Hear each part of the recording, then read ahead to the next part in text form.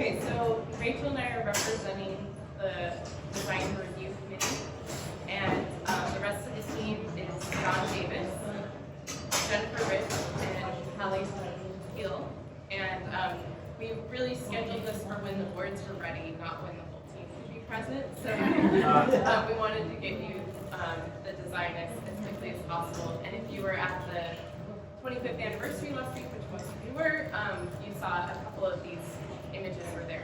So one thing Rachel and I were commenting, they almost look like photographs, but these are our architectural renderings. And so Andrew spent a lot of time, like when we were working with him in the design, we saw like a drawing, and then he put on the surfaces to indicate kind of like what they would look like, and then added light, and it's really an incredible effect. So it's a beautiful, gives you a real sense of what it will feel like and look like. So before we get into talking about the specifics of the drawings, I want to review some of the history of kind of how we got to this point, so that we can all just make sure we're remembering, for those of us, because I've almost forgotten all that's happened, and for those of you who are new to this process. So about 18 months ago, we were exploring, seriously exploring a property on West Union Road, at the corner of West Union Road and Almatia.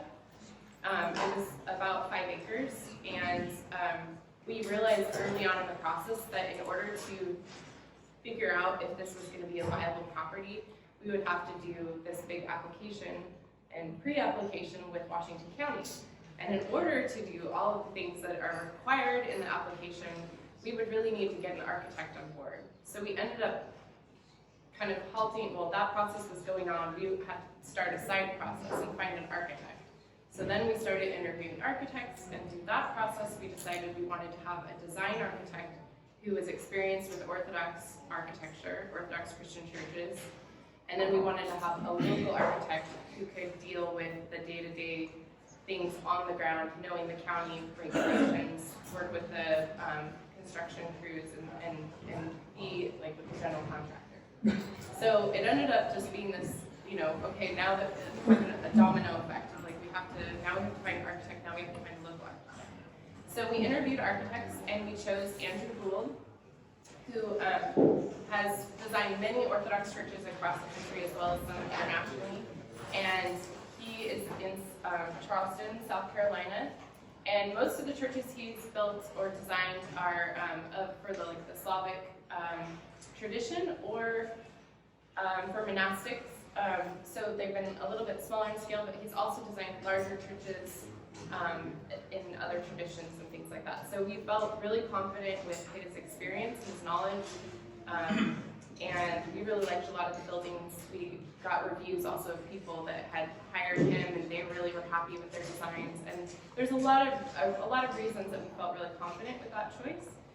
And so that led to having Andrew come out, and he came out actually 1 week prior to him coming out. We had a kind of a design festival, I don't remember what that you call it, but for those of you who were here, we showed pictures of different churches.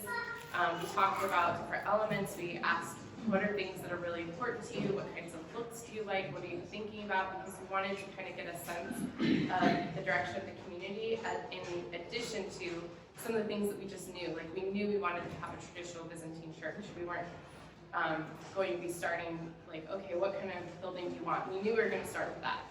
And we knew, you know, we're going to have traditional iconography, and we're going to have a certain orientation, but we wanted to also get input. So taking the input of the community from that weekend, we met with Andrew when he came out the following weekend, and he presented to us some of his designs.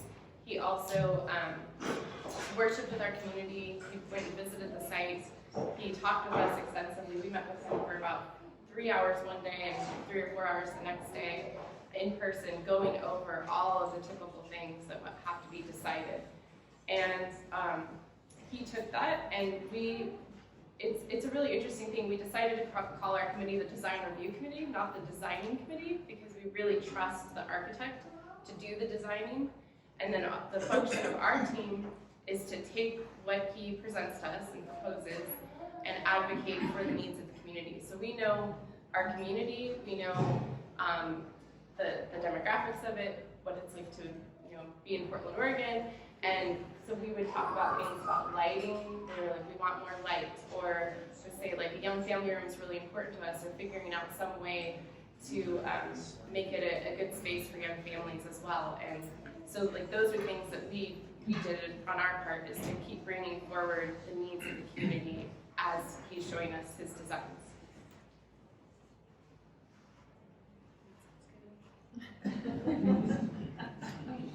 All right, so then about a year ago, in September or October, Father probably has the date marked on his calendar, the land, that specific property, it ended up not working for various reasons. Mostly, I mean, the county's reasons. It wasn't from our side. And it was a zoning thing.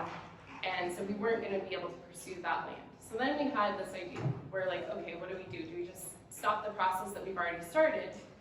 Or do we continue to design the church? Because we don't know what Andrew's workload will look like in the future. We don't know, what other things will happen. Like maybe we just need to design this church and be inspired by it to find our land. And so we just decided to keep going with the process. And he understood that now we don't have a specific land we're looking at. So things could change with the elevations of the property. But we talked with him about what can we do, what is practical, at what point can we go towards without knowing the specifics of the land. So we decided to design the church. And he did these beautiful drawings, and you can see that one, on the end. We don't know if that's what, if we'll get a perfectly flat piece of land, but this design is adaptable to whatever land we get. And so we can work with it. And that's also why you'll see that, for the narthex, this is the narthex side, and this is the vestry side, and they both kind of say TBD.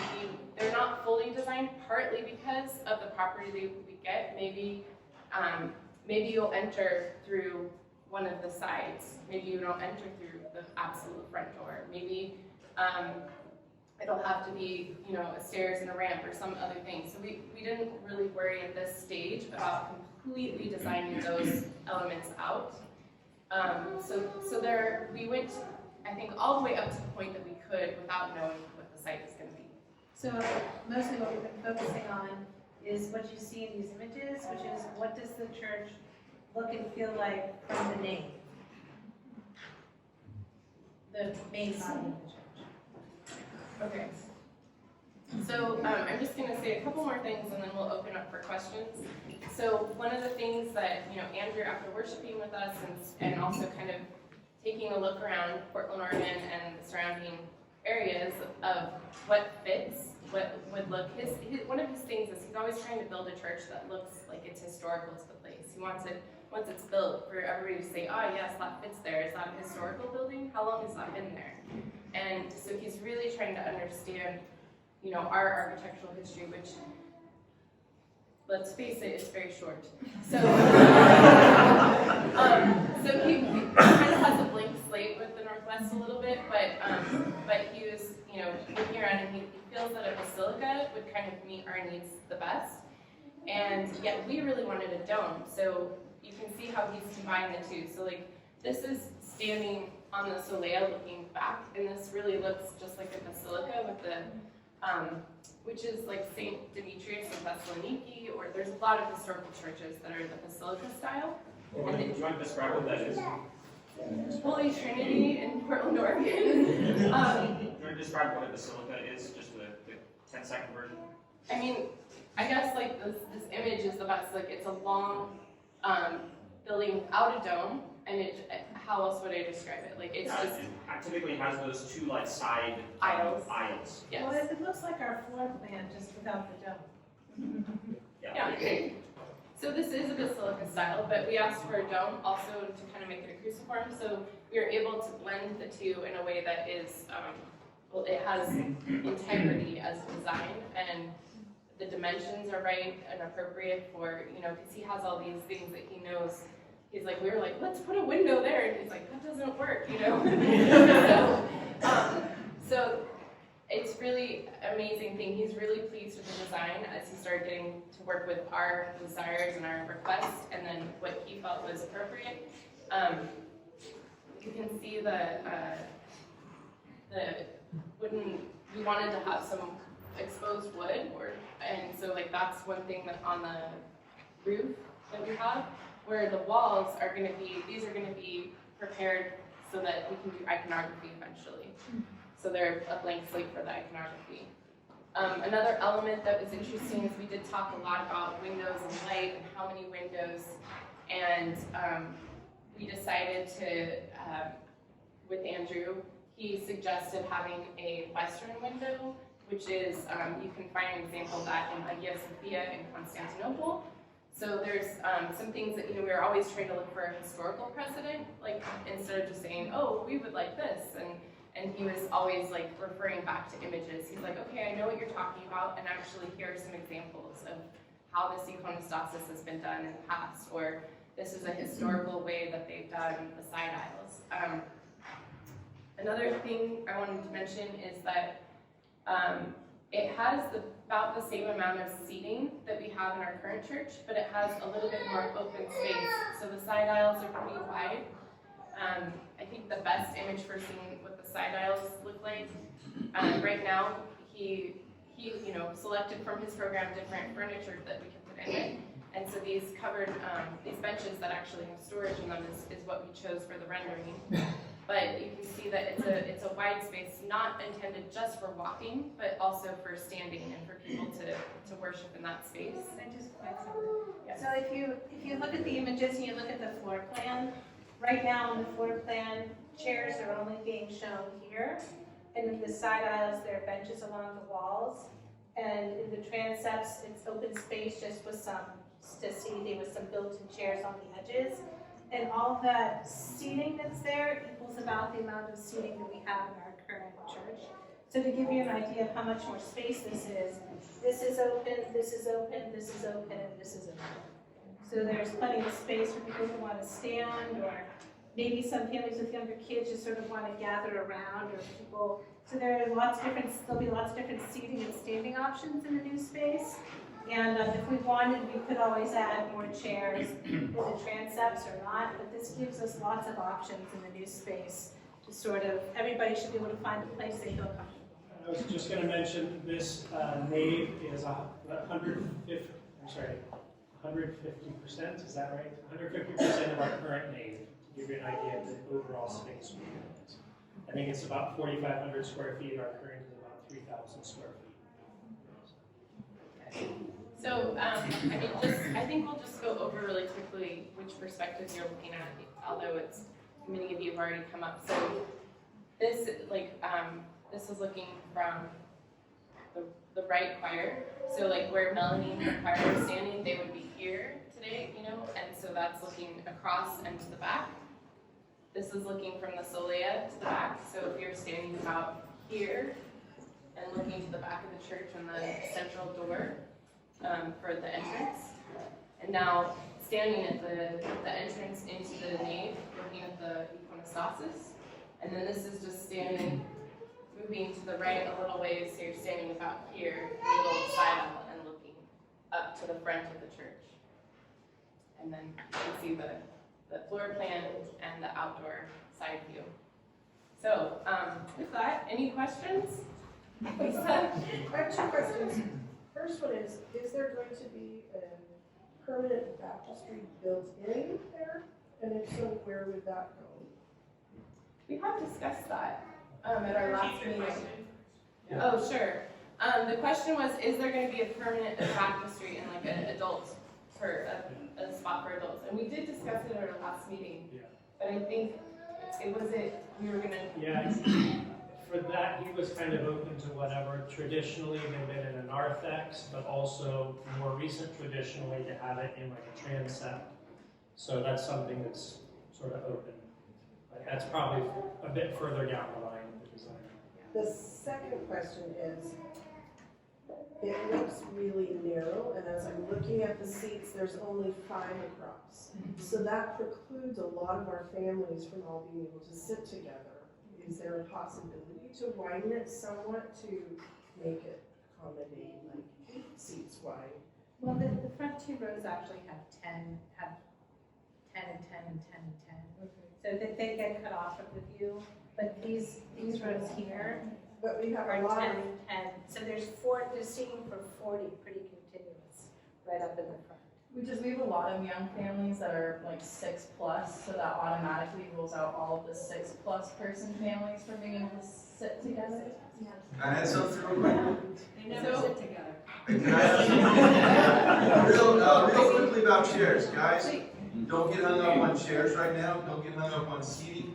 We just found out that a building can't have, if you have over 190 chairs, they have to be fixed to the floor or fixed to each other.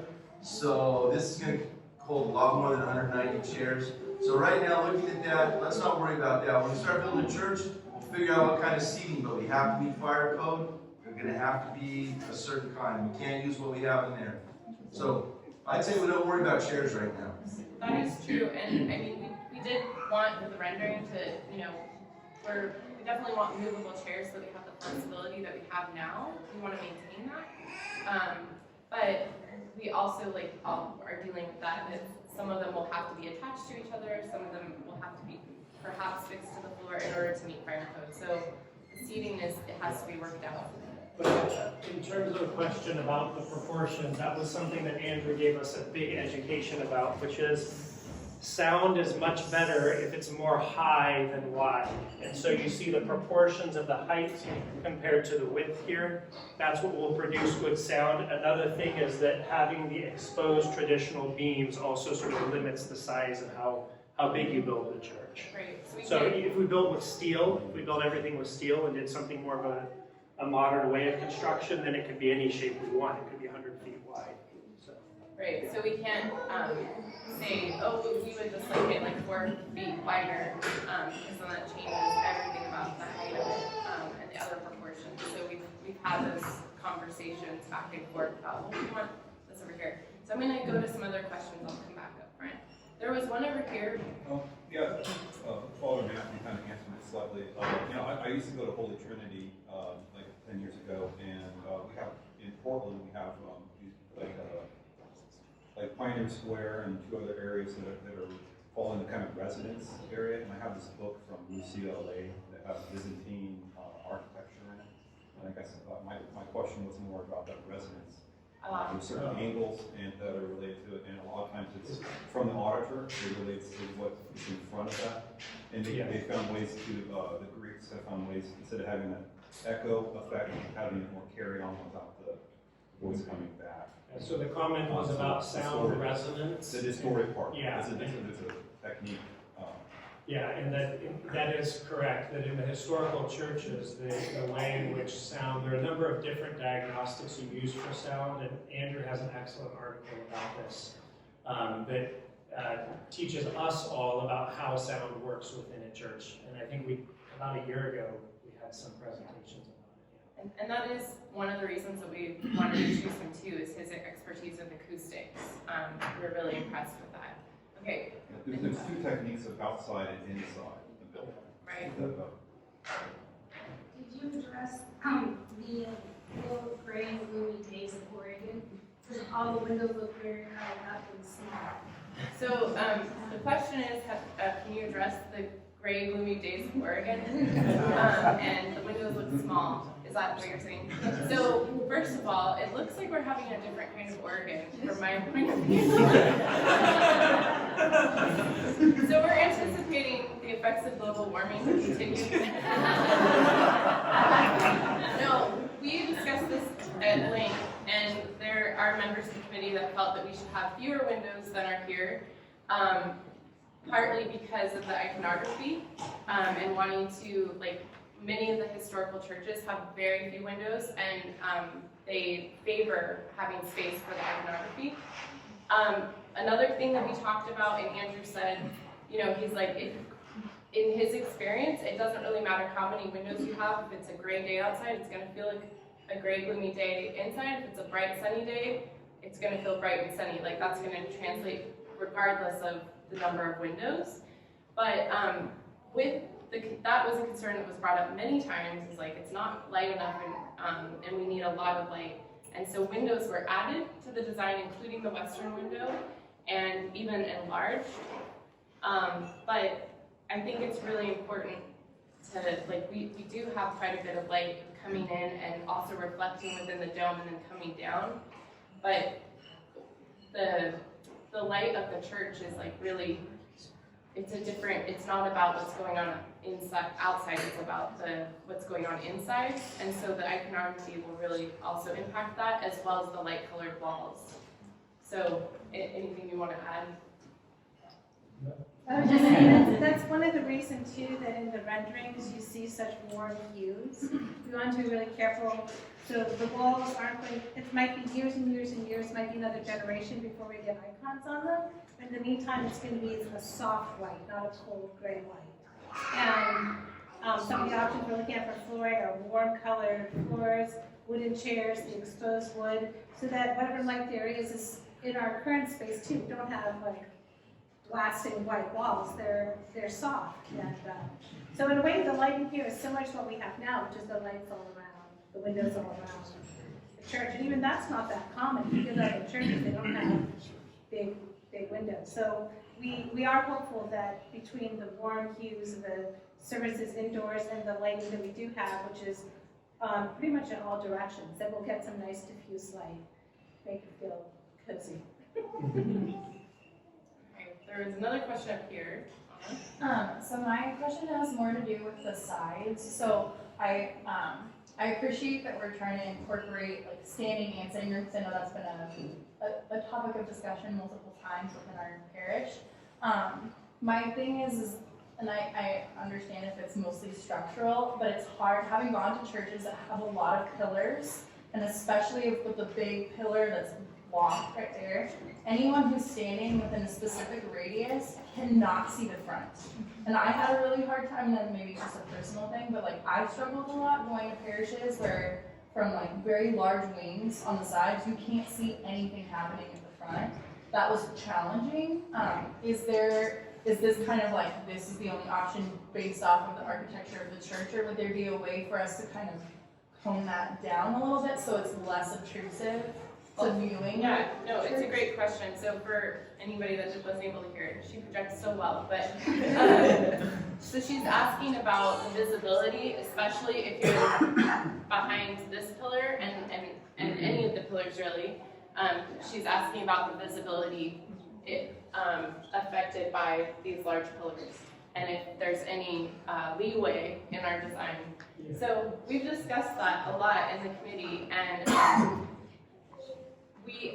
so Andrew has this term that I think is really apropos. He talks about liturgical introverts, and he says that there are some people that it's not actually all people that want to be able to see everything, and so it's having a variety of spaces. What I'm trying to say, like different ways to different viewpoints, different places that you can stand, and people often, he's like, the side aisles of churches are often the most crowded places, even though you can't see the iconostasis. And so it's more about having a variety of spaces that creates an intimacy and that gives people a place to find their spot.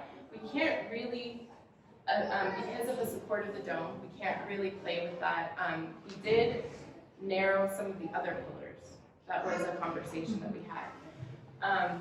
But it's more, I guess what I'm trying to say is that in his experience and with looking at historical churches, there are always blind spots.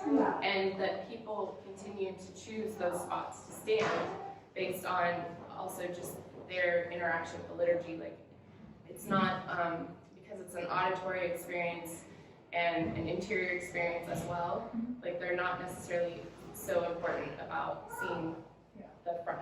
Well, and in the design, it's built in. If you come up and look more closely, you have the iconostasis right here in the center, but there's still going to be icon panels on the sides of the iconostasis. So if you are standing here on the side aisle, you're still going to look ahead and see icons. So The idea of the design that Andrew put a lot of thought into, a lot of research, is that wherever you're standing in the nave, you're looking at something beautiful. So you might not always be looking at the priest, but for those of you who, especially if you come early to Orthros, nothing's happening in the middle of the church. It's much more interesting to look at the choir because the priest isn't even there.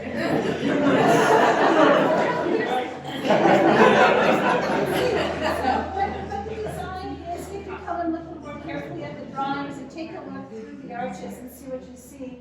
Andrew was very careful to design to make sure that wherever you stand, you're looking at something beautiful and something worshipful, so you feel part of the service, even if it's not staring at the priest speaking on the screen.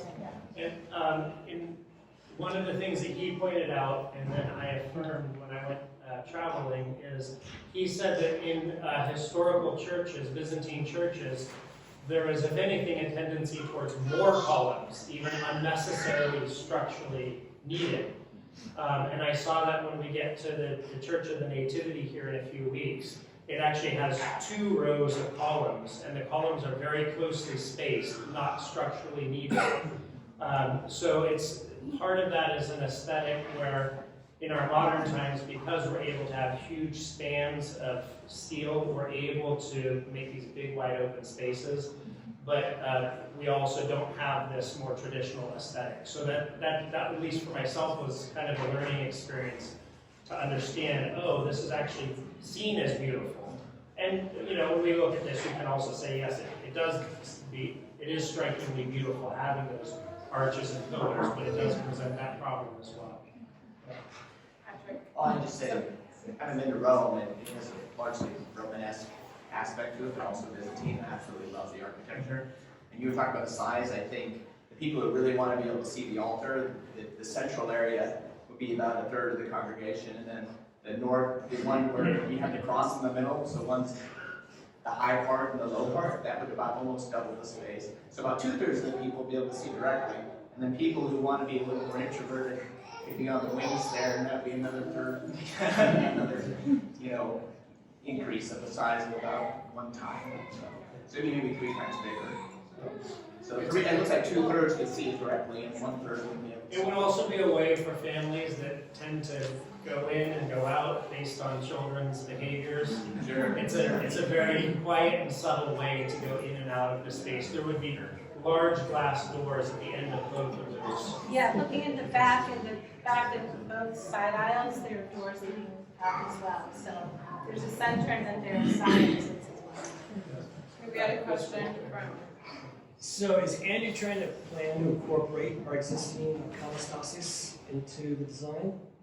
Either with some modification or... Say The again. iconostasis, all the woodwork that we have currently, we're going to try to incorporate that in this design? Not necessarily. Okay. Not necessarily. No. Oh, you mean to move this iconostasis? Yeah. No. Okay. Yeah. I mean, we've probably modified this. I would expect there to be some modification, But but this is temporary. yeah. Yeah, no, this will be, the iconostasis is designed differently and shorter, Okay. actually. And it'll probably, we're not exactly sure about the material that it'll end up being yet. We still have research to do about that. Okay. But I suppose if we need an iconostasis temporarily, well, these. But no, it'll be a completely different design. Well, I love the floor plan, but we have a bell, is there a bell part, We have a bell. yeah, like, We are haven't- they trying to do, they have a bell and a lot of. We haven't gotten the bells yet. Like timing. We did draw a bell tower there, so maybe there'll be. Oh, yeah. Yeah.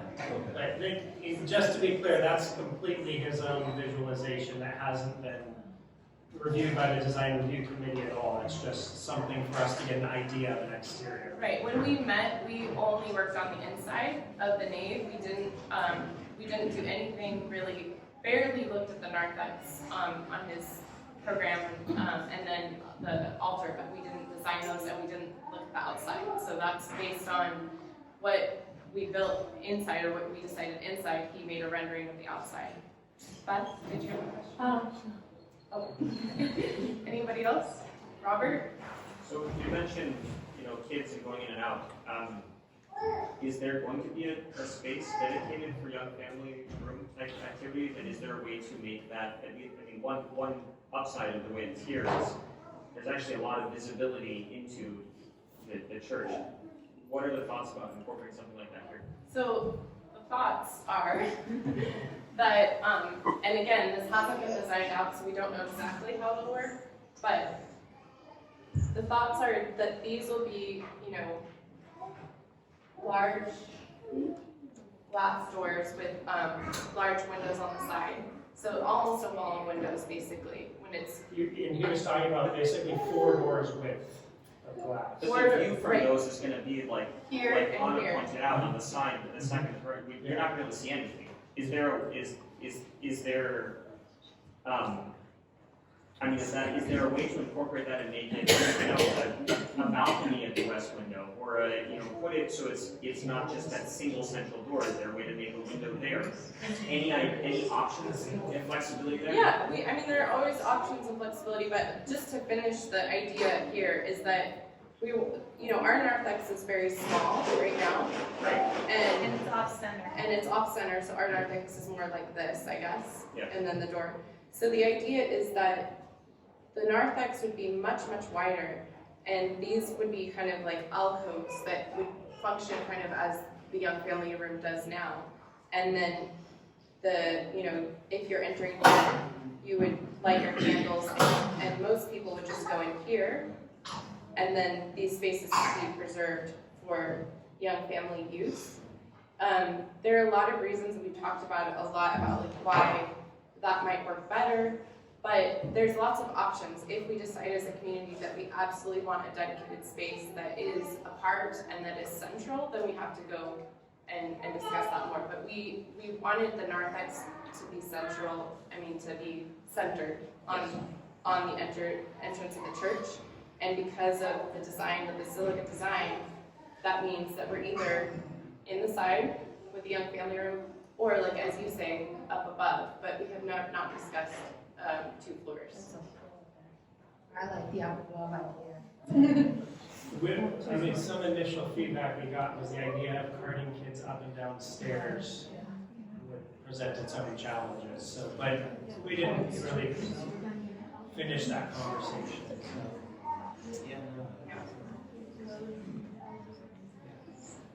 I would personally prefer it on the second floor above the main floor in front so that they can see. Personally, I'm gonna say, and I know, the stairs issue, but I think it's nice that they can see what's going on. So, and I love Romanesque architecture, but honestly, I agree with the woman who brought up the point of how well you can see those windows. That is an issue. So, modern architecture, you can do some things that make it possible to see by changing it with some stronger materials. So. And you get I know it's not as nice, but you got the technological approach to it. You have a monitor that sits in there so you have a decent view of what's going on in the center as a worst case scenario. Even though you're off center, you're not ideally can achieve what you We are going to have more conversations about that because that space isn't designed yet. Yeah, and the narthex won't likely be designed until we have a property, because we don't know. The narthex might have to move over to the side because of the constraints east to west. Sure. Right. So that's why only the worship space itself, minus the narthex, was designed at this point. But we're definitely mindful of our community. We'll have some aspect of a young family room. It might not be centered on the back of the church with a wide open window like we have it now. But we definitely have the needs of our community in mind. Like one very different question, but on the transepts, I noticed that they are flat-ended as opposed to half domes. For acoustic reasons, would it ever be something to consider adding a half dome to project sound better? Yeah, that was actually something that I think we discussed. But I don't know, do you remember the end of that conversation? Yeah, I don't remember Okay. the conversation. I'm going to ask about that one too. Yeah, at the Church of the Nativity, it was a dome, but then it still had the exposed wood above it. Right. Yeah, we definitely had that in the original conversation, but then I'm not sure where that we've got left, so I'll ask him And the about same will that. apply to the altars, I guess you said you guys had discussed that. Yeah, the altar is It is a dome. a dome. Yeah, it's a half dome, even though it's inside, so like, this is something we did discuss. That is like dead space under there? Yeah, Okay. Not dead exactly, but but it's a lot easier for that. yeah, so this is actually a dome with Right. Yeah, but between the dome and the roof, there's just vacant up front. Okay. Yeah, you mentioned that. Yeah, that's fine, that's fine. Okay. Just a second, let me see, Pataskibbe? Did I understand it, it's 150 seats that we have here? No. We have about 260 seats here, and that would be about 260 seats. It would just be 1.5 times as big of space. And just to be clear, it's without putting chairs in the transepts, which is an option. So that was the question actually. If you added chairs in all the spaces that could be added, what would the seating be? A lot. You remember when he Because showed you us, did. he showed us a rendering with chairs in the transept, how much seating was that? It was like Oh, 200 yeah. or more. He was able to get up close to like 400 seats, and we just put seats everywhere. So, again, it's sort of the balance of the community, and quite frankly, the furniture is something that the community will decide at a later juncture, but at least this is sort of that halfway point. And also, like, one thing we talked about is just even being able to find, like, manufacturers of the kind of furniture that we want, and it's really complicated. There's like a lot of research that has to be done to make sure we get, you know, the chairs that we looked at other churches and we're like, well, they have these chairs, we want those too, and then they're like, okay, doing the research of like how they got them, where they imported them from. So there's a lot that has to be done on that front. Yes. We discussed incorporating climate control in a way that's respectful of the aesthetics and acoustics. So you mean, oh yeah. Air conditioning and heating. We discussed that a lot. Again, I mean, we haven't really decided yet. Yeah, That comes later, but it's definitely taken into consideration. Yeah. Like that dull roar of the AC. Just as an example of something that's been a learning experience, like we've talked a lot about having radiant heat in the flooring. The problem is that in order to, it always breaks. This is what we were told by architects, and in order to fix it, you have to like pull up the floor in order to fix it. And so and depending on what your flooring is, that can be possible or that can be very, very difficult and costly. So there's a lot of different things that we even discussed with the local architect, really people lean on how the climate and the local the local standards and climate control is done.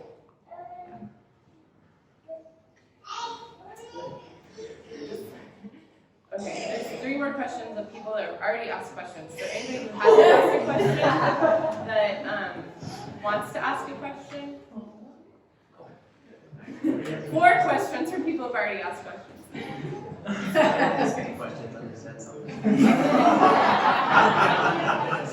Great, Dennis. Let me say, ask what the design looks like. You've got tile there, some ceramic tile for On the flooring? floor, Yeah. it's a terracotta tile. Terracotta. Again, we're still need to do more research on the flooring. I guess it's good to say that we're really trying to balance, we just talked about the flooring a lot, trying to balance durability, because if we do have movable chairs, we really wanted to like lean towards wood flooring. It's still a possibility, but we're talking a lot about is that can we keep up with the maintenance that we would have to do? Would we have rugs? All these kinds of things. And then we talked about marble. We talked about other kinds of. Yeah, so we haven't made a firm decision. Right. That's what it comes out. But we put the terracotta in because it was one of the good decisions that makes sense with maintenance. It's a good durable. It's in the running. And it looks beautiful in the room. And it's warm, Sure. to, one of those warm tones that we wanted to have inside. Not too visually distracting. Yes, Brian. We have had a lot of people with disabilities in our parish. Have you guys talked about that and like what considerations? I'm just seeing like a lot of stairs and no ramps and things like that. Oh, for coding, we'll have to have Yeah. Yeah. So it will be accessible. Yeah. I think, again, without knowing what the site will look like, he just didn't bother with that detail into the rendering. But I don't want that to discourage anyone from thinking they won't be able to attend. Okay, back. Any others? Oh, John? Yeah, I'm assuming now that we have no space for items, correct? Yes. Good. Well, we have plenty of space here. We're just not going to paint these walls. Okay, take commitments, we would like to put new items. Yesterday, I was thinking, St. Salvador's Cottage House, Okay. who was an assistant of St. Cottage. All right.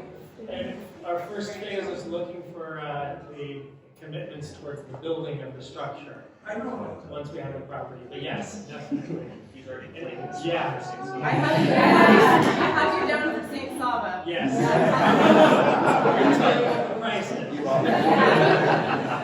Okay. Thomaida, I know it's a focus to get the church done, but are there also similar plans for the fellowship hall, spaces like this? We plan to have them. And we are not putting any time into designing them right now. Yeah. We do have some input because early on in the design process, we were looking more to actually having that property. We had committees that went out and talked to various members of the parish who are in charge of various ministries to see what functionality do you need in these future spaces. So we have a lot of that data, but it's on the back burner for right now. And we also did relay that to Andrew. We did have conversations about the fellowship hall, but then we decided as a community we wanted to design the church first. So that's good history. We definitely talked about it and we know what we're looking for, but we're not gonna, it's gonna be the phase 2.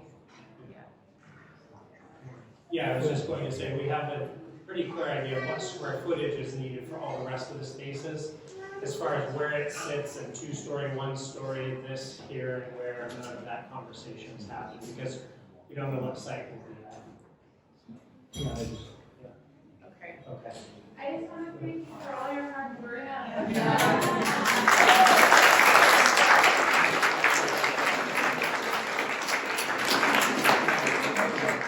So we're at time. Thank you all for, feel free to, I'm gonna talk. Yeah. We're at time for listening to Anya for a few minutes. So, good morning, everybody, or I guess afternoon by now. So just a really quick couple of notes. It's been so nice that so many of you with younger children have been able to keep them with you in Theology 101, so you can be here to hear what's going on and having kids in here. We put their crayons and things back there. We put a box of books back there today too from the Sunday school materials so that you can use those. Just make sure you return whatever you use. Today the youth in Sunday school are talking about the beginning of the liturgy, Great Litany, the antiphons. Next week they'll move on to the small entrance and the hymns that are going to be chanted after that. And the following week will be all about the Thomaida hymn, the Holy God, thrice holy hymn. And there's a really beautiful miracle story of the revelation of that hymn. I don't know how many of you know that story, but we're going to be talking about that with the kids. So if you don't know it, look it up or you can ask them after they learn it. Hopefully they'll be able to tell you. And then going into November, we'll move on to the Epistle and Gospel, so we're kind of making our way through the liturgy. And then November 13th, because that's the feast of St. John Chrysostom, we're going to take a little pause and talk all about him, since it's his liturgy that we celebrate most of the time. And then looking about a month ahead, this is kind of the most important part of this announcement, is that November 20th is going to be the Fall General Assembly. Maybe you've seen that on the calendar. Fall General Assembly is a meeting that is good to attend. It's kind of important. It's about the budget, approving the budget. So that's something that we should all be thinking about in terms of how best to use what God has blessed our parish with.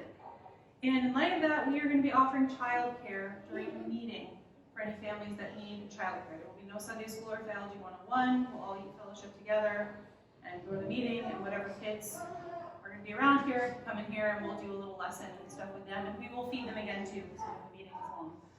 So if you're interested in that, you can sign up. If you have kids and you're not going to take them home, if you want to stay around for the meeting, and sign up for childcare. And if I'm just looking around, the parents are here in Theology. Yeah. So I don't know where the parents are right now, but we need to make sure.